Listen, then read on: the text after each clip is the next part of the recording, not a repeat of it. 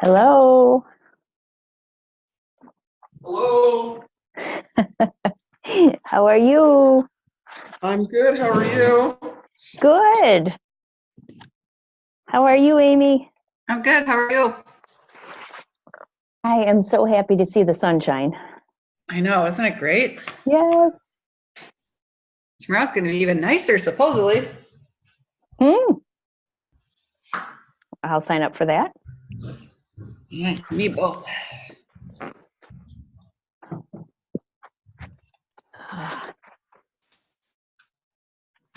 All right, give it just a couple minutes to see if anybody comes on. I had a lot of people for how many sign up say that they'd like the recording. So we'll see. How are you, Jackie? I'm good. I've never met or even heard of you. I was given a link and I was divinely guided to you to watch you today. So thank you. Oh, just out of curiosity, how did you get the link? Carla Nickel, Oh, okay. on a retreat this weekend, and you're not in Canada, are you? No, I live, I'm practically Carla's neighbor, but I do, I'm in some mentorships and stuff with Hillary. Oh, dude, yeah. So I'm here in Canada. I'm in BC. I'm 40 minutes from Hillary.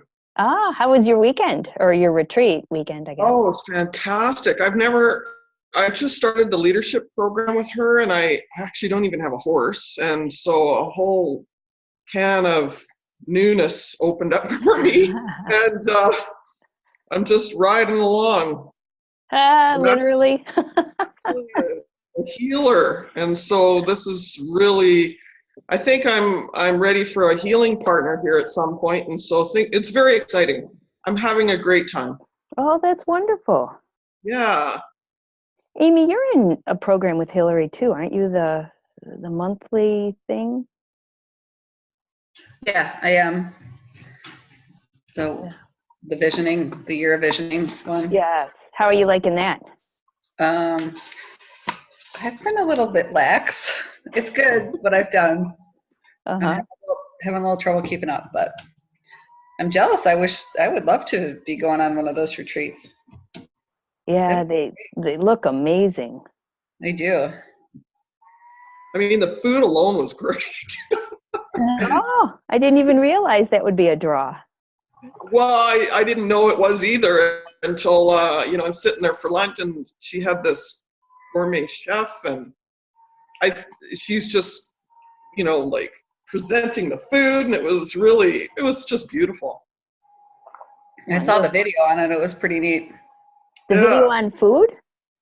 Yeah, she kind of introduced her chef and some of the stuff she was making for lunch, but Oh, fun. Here's- sure looked like a beautiful place. Yeah, So you live near there? Is that what you said? yeah. So she lives up at she's right by our ski hill, like 5 minutes from our ski hill, and I'm 45 minutes from there. I'm in town. I'm in Kamloops. So when you drive up to her place, it's on the way to the mountain. Okay. Yeah. So it's when you fly in, you have to drive to her place, right? Yeah. 'Cause it's out of the town limits. It's land, right? Right. Yeah. I don't know how Carla got there. If she took a cab or if somebody came and got her. Or, She flew, and she met up with one of the other ladies in the retreat. I think Hillary picked him up at the airport. Oh, okay. Yeah. And I wasn't sure how she got from the airport to her place. Yeah, I think she got picked up. Okay. Very So nice. can I ask you, do you have, sorry, who's leading the, Amy? No, Kim's leading it. Or Kim's leading it, sorry.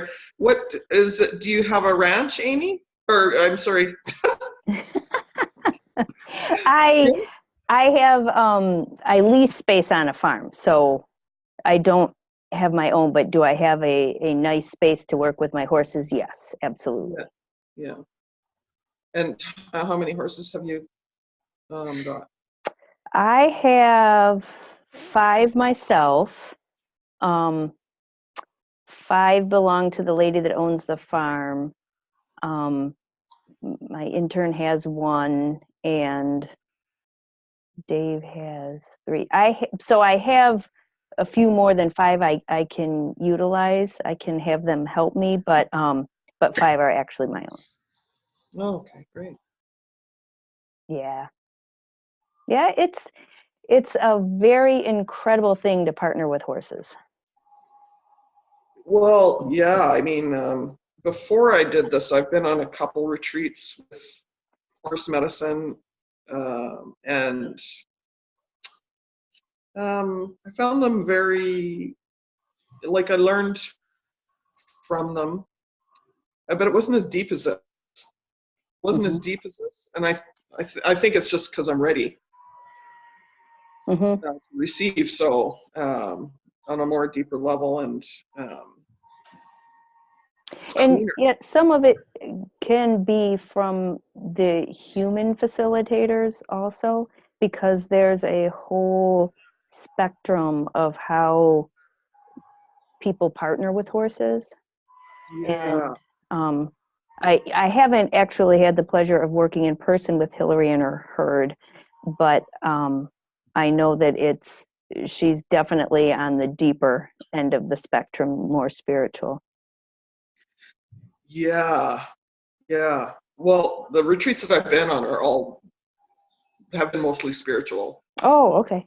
Yeah, so the ones that I've experienced, and exactly what you said, the facilitators are even on a different spectrum there as well, in how they manage the horses during the process. So it's just interesting to see the difference in how they partner. Well, sure. And that's kind of a great segue into the whole idea of boundaries and holding space. Because I think that boundaries and holding space I'm convinced it's one of those things that's going to be an ongoing journey of discovery and self-growth and experimenting. Because I'm a therapist, a licensed professional counselor, and in my own therapy work I heard about this concept of boundaries, and then in my education I got a bigger dose of it. And at the time and at those levels, I saw or realized boundaries were an important thing, but they weren't described quite to the level, they're very dynamic, I believe. And I more, in my beginner's mind, I guess, of understanding boundaries, thought that it was just, kind of the, like when you're playing dodgeball, and if you step out of bounds, you're out. And it was, again, a great beginner's place, coming from, to use kind of one of those cliches, I was real good at getting in codependent or enabling relationships. And so back then, learning about what I was responsible for and what I wasn't was groundbreaking for me, and recognizing that there was a whole other that I was not responsible for, and that was okay. And one of those ideas that can sound really simple, really clear, really obvious, but if your life has been such that you weren't modeled that, you weren't taught about that, boundaries are pretty slippery. And so, fast forwarding a little bit too, in my own journey, I had heard this concept too of holding space. And I didn't really give a lot of weight to it. And what I've learned in the last year or so was that I guess I'm very fortunate and blessed in that holding space was something that I just kind of fell into it. It's a part of me. And so when people would talk about how important it was to hold space, I was kind of like, yeah, I know. Well, we're all sitting here and engaged. That's holding space. And then kind of realizing too that somebody can look like they're listening and present and be completely checked out. And so that concept of really being present and engaged was something that I kind of had suspicions about, but it wasn't until the horses taught me a whole lot that I recognized not only is this something that's important, this is something that the horses can really help us hone into. That's interesting. Yeah. Yeah, that's amazing, actually. I was just woke up this morning thinking I was disassociative a couple times, especially when a uncomfortable situation kind of comes about. Mm-hmm. And I was like, why does this keep happening? How is it that I'm not, what's the fear that I'm tuning out to at that moment Mm-hmm. of discomfort? Do you know what I'm saying? Yes, and I think that actually, why I put boundaries and holding space together, because, I and most of the people that I'm fortunate enough to work with, we're very empathic, very sensitive, although, yes, we like to term it perceptive. We're highly perceptive rather than highly sensitive, because oftentimes being sensitive was something that for some of us was used in a negative connotation. You're too sensitive, you're too emotional. Yeah. And oftentimes when we have a difficult time holding space, it's because our boundaries aren't either in the right place or offering the right security for us. Because I can remember, I can remember never hearing that boundaries were something that allowed us to expand. They were supposed to, kind of keep us safe emotionally. And a lot of times they're, in the way that boundaries are taught, it's like they're to keep us walled off. Yes. Yeah. And for a lot of us who's, what's important what's important to us in life is about connecting. And it's about that reciprocity, that give and take of relationships. And if we have a boundary that's not conducive to allowing that to happen, it can frustrate us, it can deplete us, it can not keep us safe when we're dealing with people who might be a little more negative or toxic.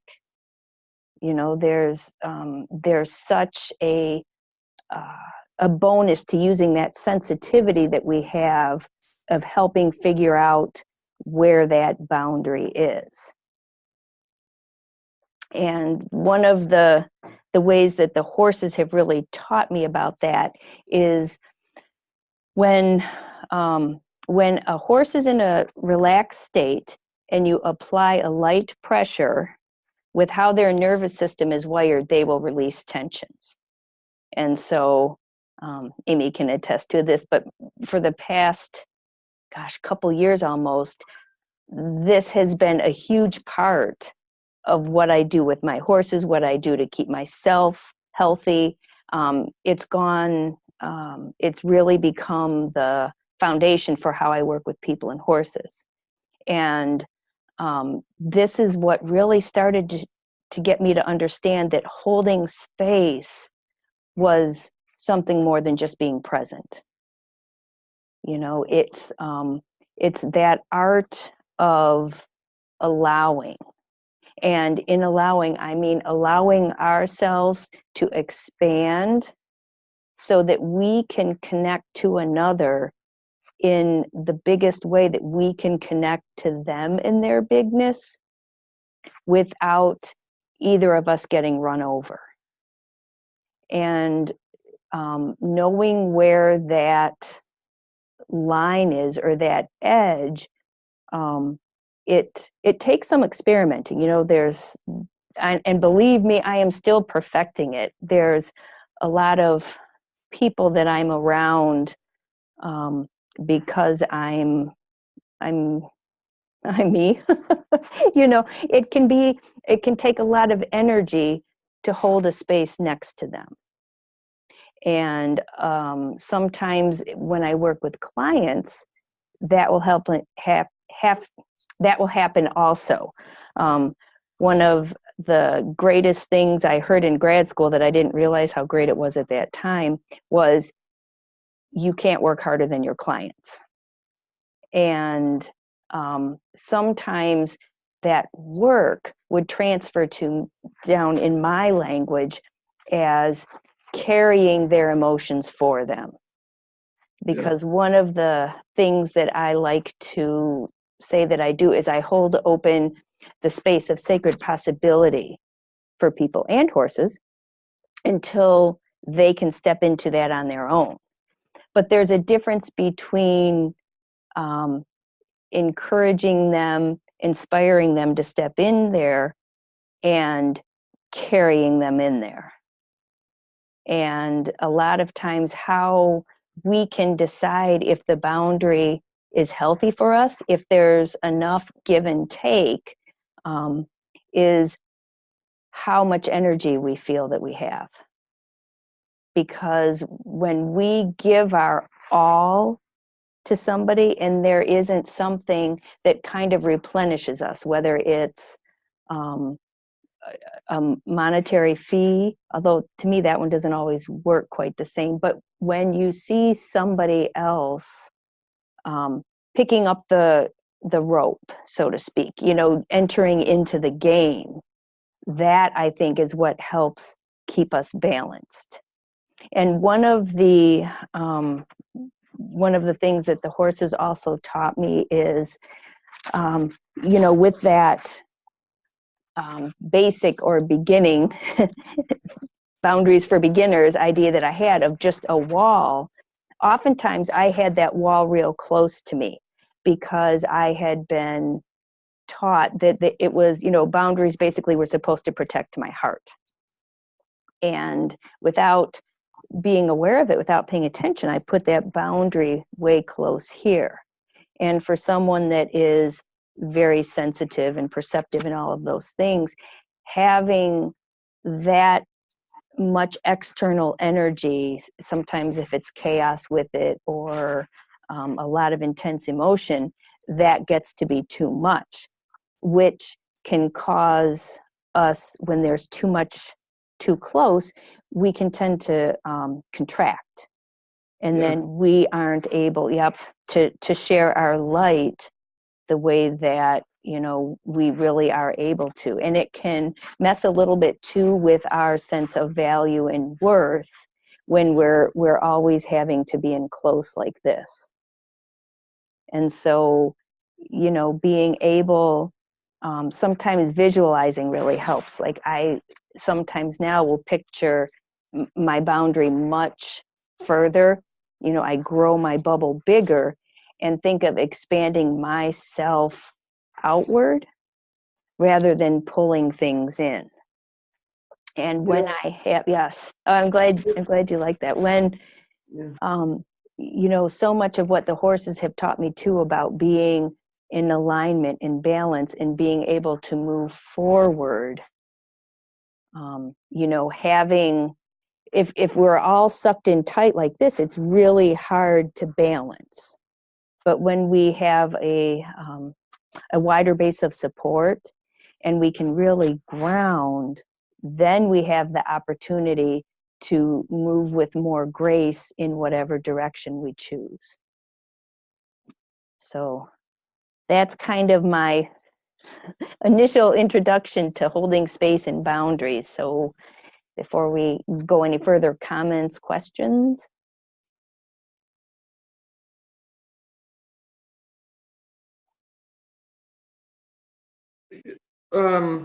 Yeah, for me, I find boundaries have been really challenging for me. For one thing, I was never taught a boundary Mm-hmm. within my family structure, and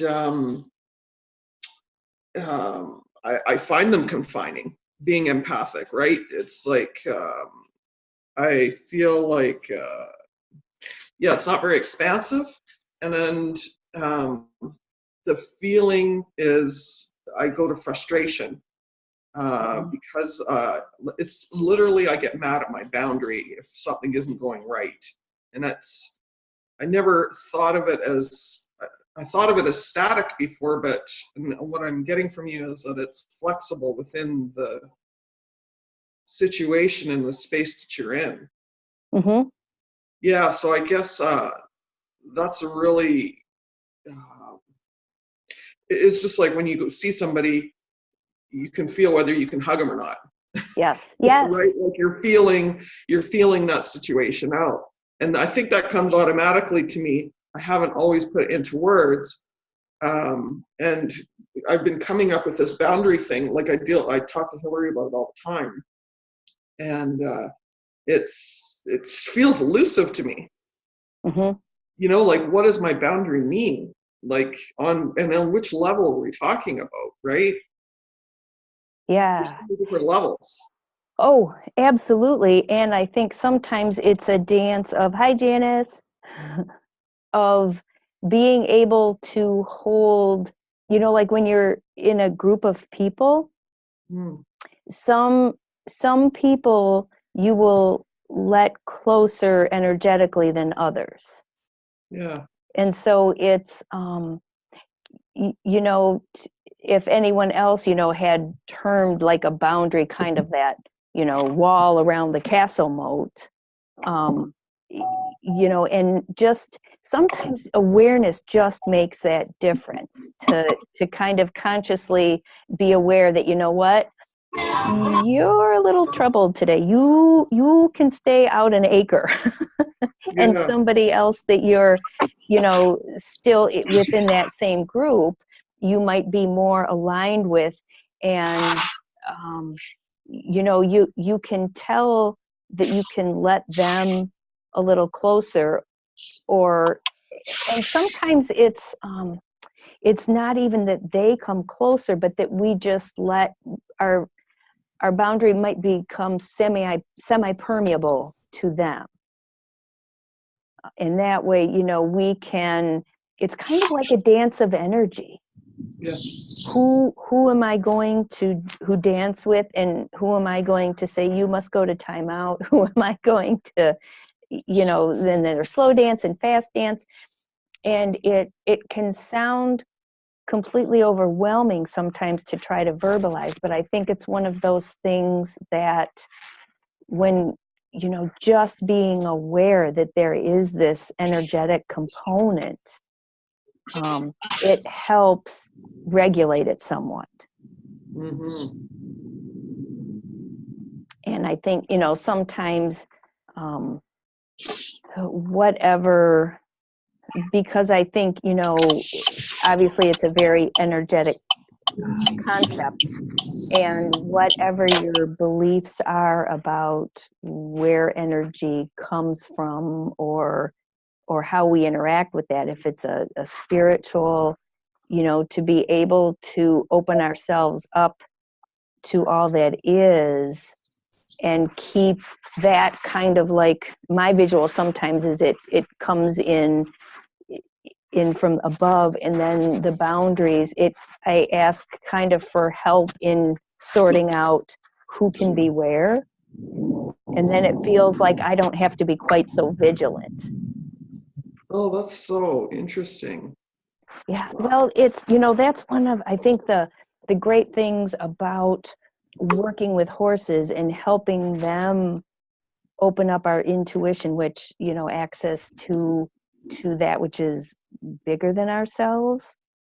I think relying on that information and support is really helpful when you're in a place where you're giving so much to others. Do you, can I ask you a question? Absolutely. Yeah, when you ask for help around the energy around yourself, with what intention do you use?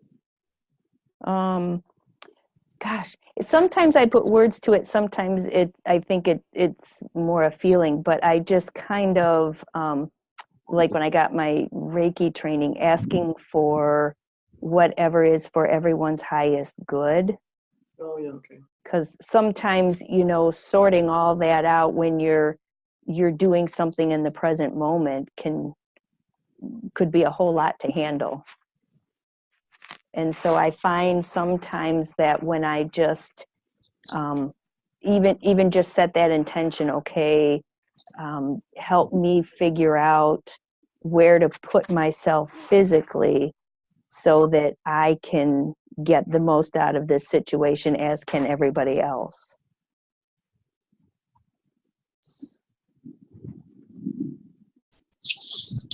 So sometimes a physical space will help establish a boundary for us. And not saying that, you have to necessarily go a mile away, but just, 93% of communication is nonverbal. And sometimes just, turning one way or giving one of those deep breaths where you push out and kind of anything that feels like, sometimes I call like an energy vampire, and not saying that everybody and everything is an energy vampire, but sometimes when there's something that my energy seems to be more energy is going out than is coming in, then, well, wait, let me bring that back into balance, because otherwise I'm gonna be so depleted that I can't help anybody or myself. Right.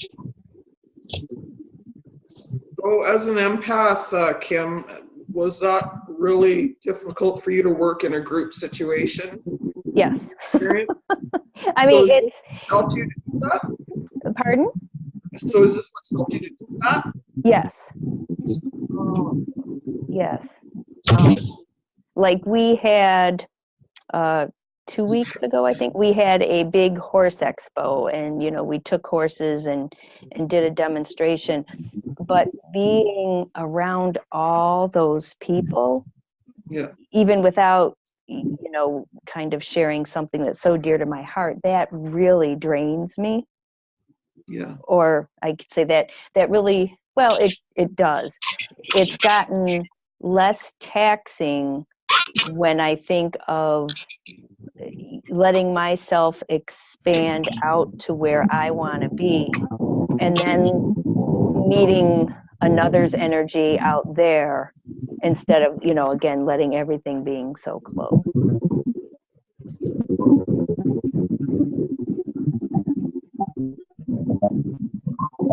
So yeah, it took a little while. Another one of those things, oh gosh, I think maybe it's been about 7 or 8 years now. I didn't really realize that being an empath was a thing either. And so, of course, when my emotions were spiraling all over the place and people were calling me too sensitive, I didn't realize that I could be feeling things that didn't originate from me. Yeah. Yes. So, just that realization, I think, was like, oh, wow. Yeah. So I'm not, this weak. Bipolar. Mm-hmm. Yeah. Yeah.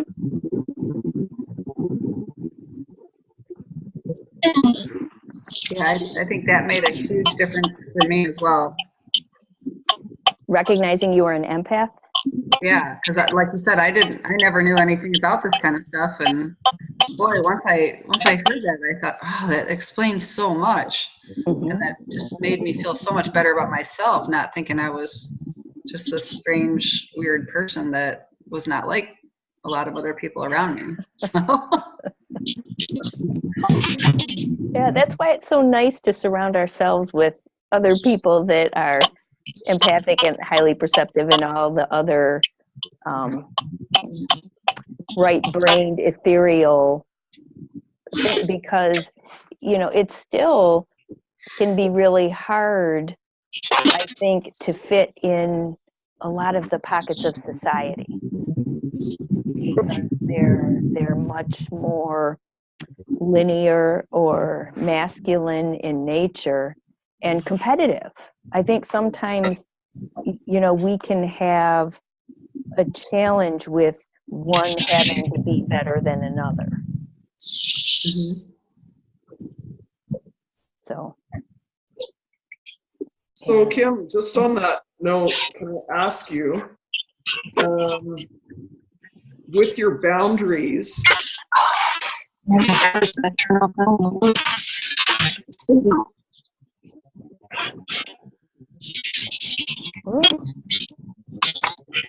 sounds like R2D2. I think Janice has got a lot of feedback on her thing. I think she might be in the car, so that might be part of it. Let me see it. I've never muted anybody, but let me see if that helps. Well, the last thing that I want to do is mute somebody. Yeah. Well, there's been times you should have muted me. All right. So yeah, I love your questions, Jackie. What is this one? So I guess my question is, just as an empath, because I'm highly sensitive as well, and I've obviously found another tribe here. Yay! Yay! And this weekend we were in the retreat, and I felt bipolar. And I made the comment 2 or 3 times, because one minute I was like in tears, and then the next minute I'm laughing, and I'm like the scale of it was from 1 to 10 down to 1, and it was never at a 5 balance. And you know what? I don't think I was that aware of my energy. Can you help me with that? What the boundary was? Like, is it? It's got to be semi-permeable, right? Like. Well, sure. And keep in mind too, Jackie, though, that when you go to a retreat like that, a lot of times, especially, I mean, obviously I don't know much about your history or anything, but I do know that a lot of us who come from the same cloth, so to speak, we've at some point in time in our lives had to shut down a lot of ourselves. Yeah. You know, we either don't feel so much, we want to be invisible because nobody really gets it, and then we question ourselves, and then we feel ashamed or embarrassed for how we are and how we function. And sometimes, you know, when we go to a retreat or something where we're at a space where it's okay to be, and we drop some of those defenses that we've built up that aren't serving us very well anymore. Sometimes when, you know, we step into that space and it turns into a little bit of a roller coaster because we are so raw and real. And I don't think necessarily that you were doing things with a boundary that wasn't serving you there. I think, you know, if you were in, say you were at a work situation and you're finding that you're all over the place like that, then it would be a place, okay, well, let's give you a boundary, because here in this situation where your emotions are all over the place, when our emotions are high, our thinking is low. And so if you're at work, normally they want you to have to think about stuff. And so, you know, you might have to set a boundary that helps balance that. So I'm kind of, I guess, giving you a wimpy answer because yes, boundaries absolutely can help with that, and we can talk about it more, but I think in the, you know, in a very emotionally present state in a retreat, that might be part of your healing process. Oh, I see. So and not, you know, it can be So don't be so hard on my boundaries. Yeah. Well, yeah, because you know, sometimes we in our bigness are going to be all over the place. And you know, if you look at like a newborn baby who can be in tear, well, maybe not quite newborn, but you know, an infant, they go from laughing to crying to it just kind of flows through. Emotions are, you know, in Native American, they're represented as water. They're very fluid and they flow. And so, you know, it might just be um, another notch to you really reconnecting to your authentic self to allow those to express as they do. Because I'm certain that, you know, you were in and amongst people that were safe and supportive. Yeah, absolutely. Yeah.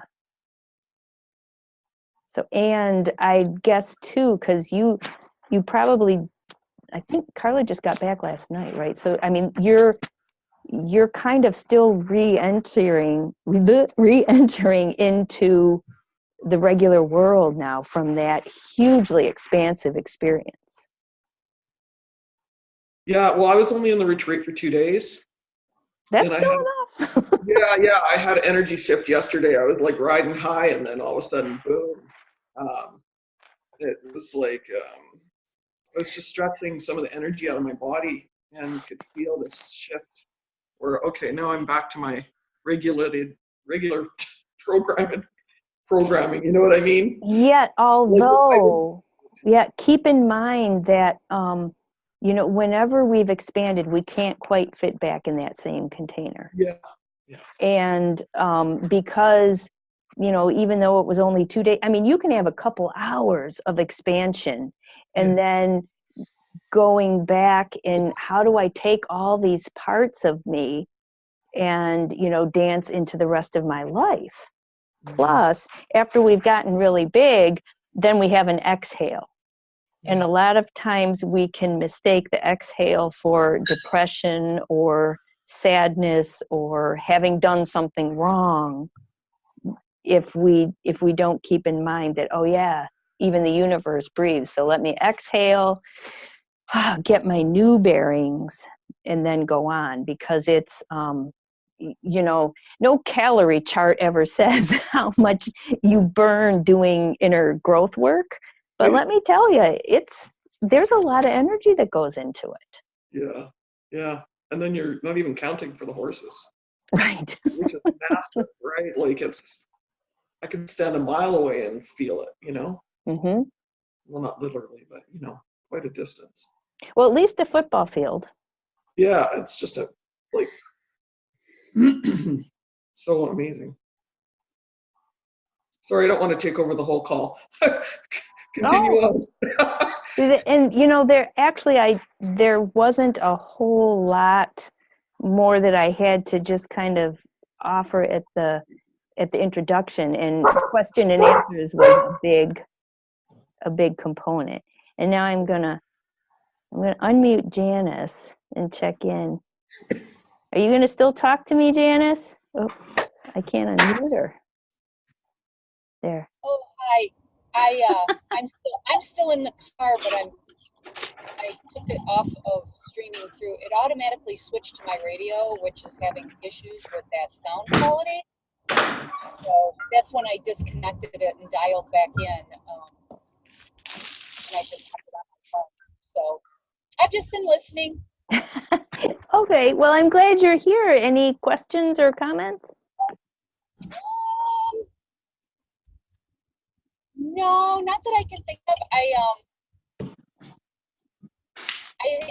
I think a lot of stuff that you're saying is, you know, just a good reminder about how, you know, when we expand, then when we exhale, we're at a different place than we were before we did that. Mm-hmm.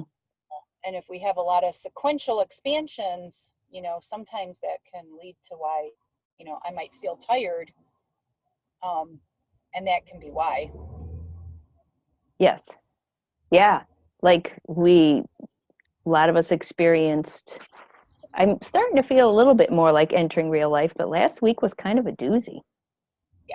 Oh, yeah, It was, for sure. yeah. And I didn't present at a horse expo, but, within the 2 weeks beforehand. So, No, but you were there. well, yeah, but in a much, much different capacity, that's Well, being in the round pen is different than, being in the wings, being the main attraction. That's a lot of big energy. well, it is, but at the same time, I really felt that I was supported from the energy of all of you that weren't in the round pen. So, just because you weren't there physically, I don't think, I just think you might have been a little more involved than it felt like or seemed Could like. be. Yeah, that could be. Just because of how passionate you are about what we offer. Yes, that definitely could be so, and I think I'm just not always, aware of it because, I think there's so much that goes on at a higher self energetic level, Mm-hmm. and that's why I think meditation and things are good because and talking with friends because it helps remind you like, oh wow, yeah, I might kind of have more going on than meets the eye than I realize, Oh, absolutely. And I think that we are so likely to downplay our emotional or energetic experience. No, it's Yeah, and I easy. think building energetically takes just as much planning, forethought, intention, energy as, physically building something. Mm-hmm. It's just I'm not always aware of it because, get up in my head sometimes. But when I drop back into my heart and soul, I'm like, oh yeah, there's a lot of stuff going on. Well, sure, and it's hard to make it tangible, and we can't really see it, so it can get kind of dismissed at times. Plus, I think since the concept isn't quite as widely spread as it would be nice to have it, which is one of those reasons like why I want to do this coaching course so that we can have the ability to experiment with our boundaries and holding space and have conversations about it and really learn how to support ourselves in company that understands and can help us continue, because it can be one of those things that you can kind of get the idea of and be like, oh yeah, that's true, but without the chance to practice it, it's just not quite as useful. Yeah. Yep. So Amy, you were going to say something. Did we cut you off? Oh, that's fine. I don't remember now. No, see, it's not fine. Oh, I apologize. Steve. No, I just agree that I think it's easy to kind of discount that when you're off to the side, like we were in the expo versus you. It's easy to kind of think, oh, well, we really didn't do much. Mm-hmm. So, but I did want to just say to one thing to Jackie is that I can tell you that when I first met these ladies and we would have these meetings that I could not get through a meeting within the first 30 seconds, I would start to talk, I would be bawling, and they were very supportive. And so it's just kind of like an awakening and realizing that it is a safe space. Yeah, thank you for sharing, Amy. Sounds familiar. It does get easier. I can actually sit through a meeting without crying now, usually. Well, I think that probably the biggest tearer of all would be me, whether I'm happy or sad or resonating or whatever. She always used to say that, and I never believed it because I never saw it. It was always me that was bawling. You never saw me cry? Well, not in the beginning. I think you guys were all just like, "Ooh, we can't do this because she's like a mess." Oh, I don't know about that. I think you might be telling yourself a little bit of story there, Amy.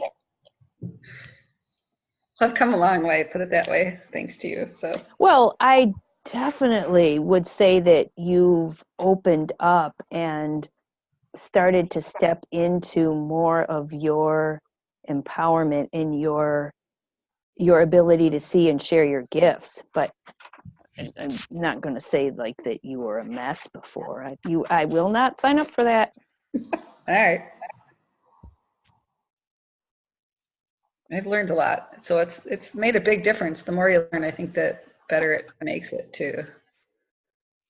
Yes, yeah, and I think that again, having the opportunity to kind of unravel and talk about some of these things that aren't really talked about, it really helps, because even you know, like reading about energy stuff in a book or videos or things, there's still not that opportunity.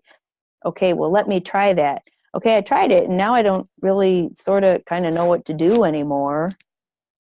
And I don't know if I did the concept in a way that was helpful or not.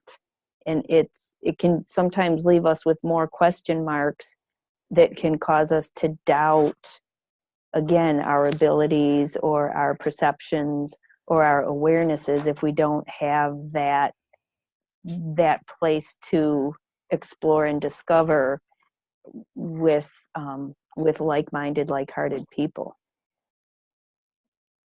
Mhm. Unfortunately, you can do it over the computer like this. You don't have to be in person, but I still think it helps so much for that individual touch. Yep, absolutely. Yeah, and just one more touch about the expo, because as you know, I guess I could say I was the main person in the arena. Knowing it very much allowed me to be able to make myself more vulnerable because of how I could feel there were some holding space for me. So I think that's some of the deeper that you go with understanding holding space, we get to understand too when space is being held for us in a way that works for us. Because, you know, I don't think I've not even seen any education on how to know if somebody's holding a nice space for you. I was just going to ask you that, like, what is holding space? This is a fairly new concept for me as well, especially in this industry, it seems. Mm-hmm. Is holding space like a physical, mental, emotional, spiritual holding space? Like, what can you define it, or can you help me? Because when I think about it as a physical area. Who's giggling? Help. Well, I think it's somewhat all of the above. Physical space, though, is probably the least of what it is. Because I think for me, I am so blessed, fortunate, and appreciative that I have been given a gift of teaching.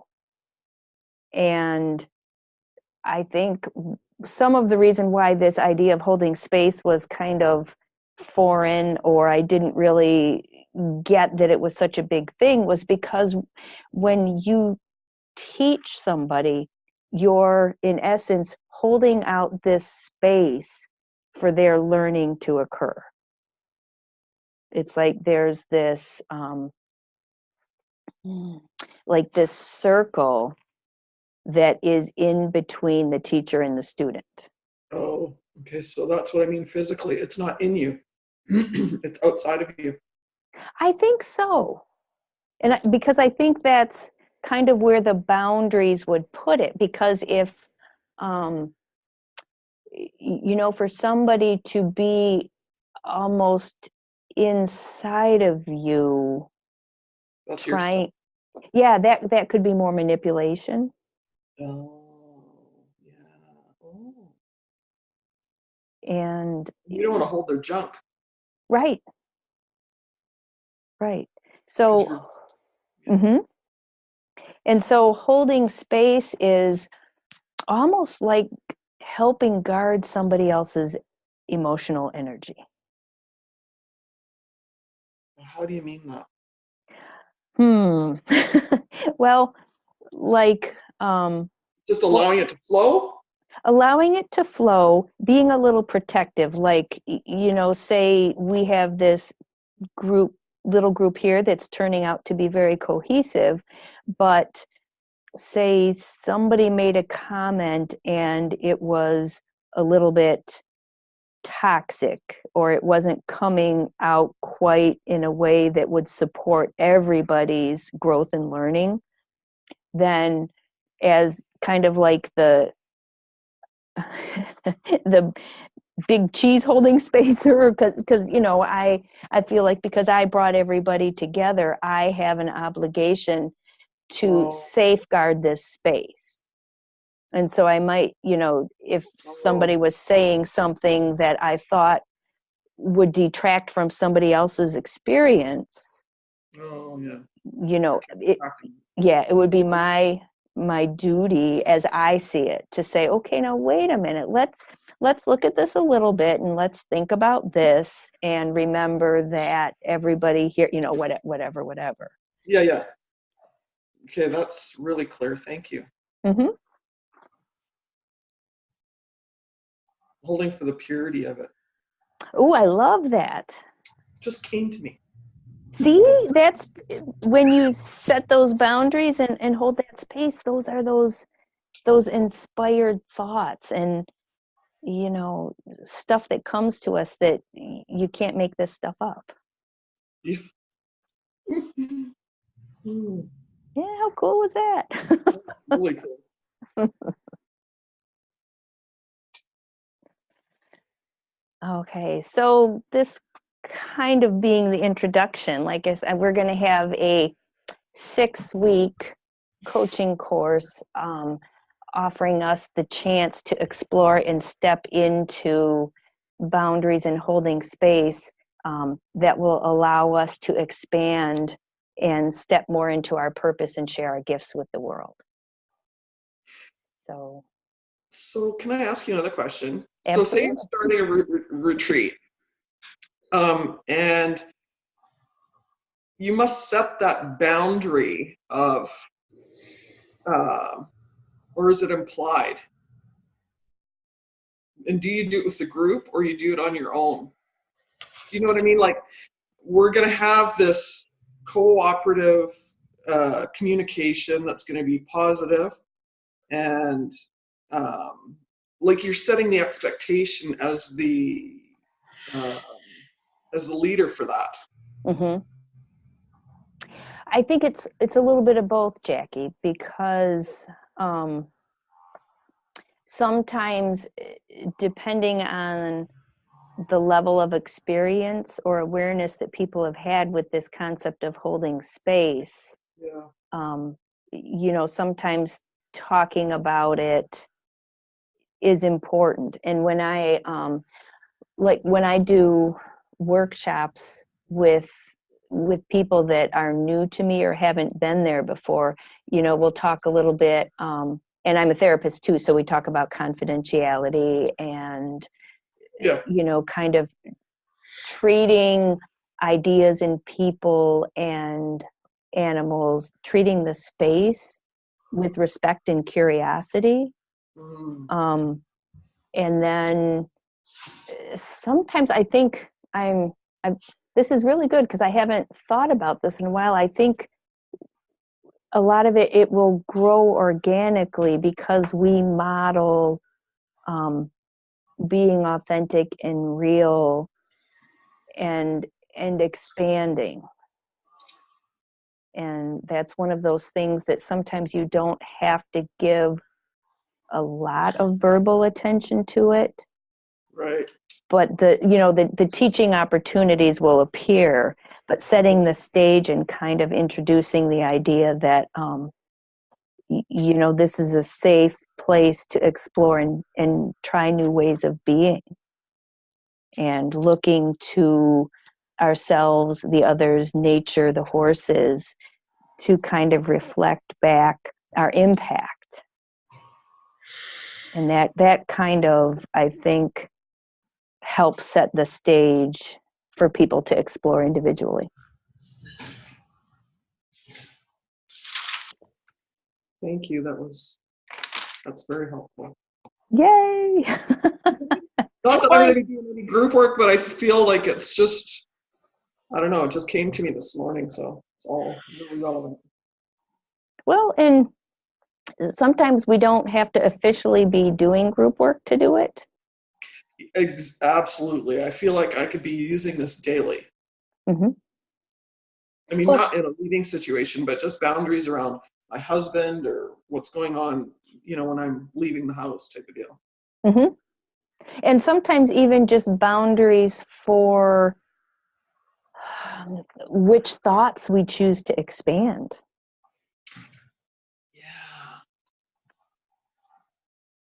Yeah, because we really can. That's what we did last 6 weeks, right, ladies? On our mindset, and what are we choosing to honor and grow, and what are weeds that we might pull up and decide not to replant. Mm-hmm.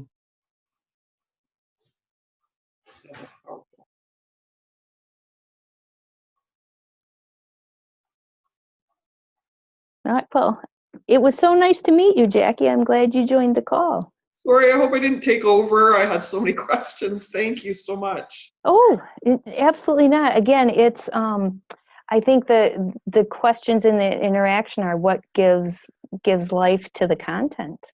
Yeah, thank you. Yeah, I mean, the horses teach me that all the time. I can come up with some plan that I think is brilliant, and they're like, haha, we've got something better. Yeah, And they do. And fortunately, I think I'm getting good at listening to them.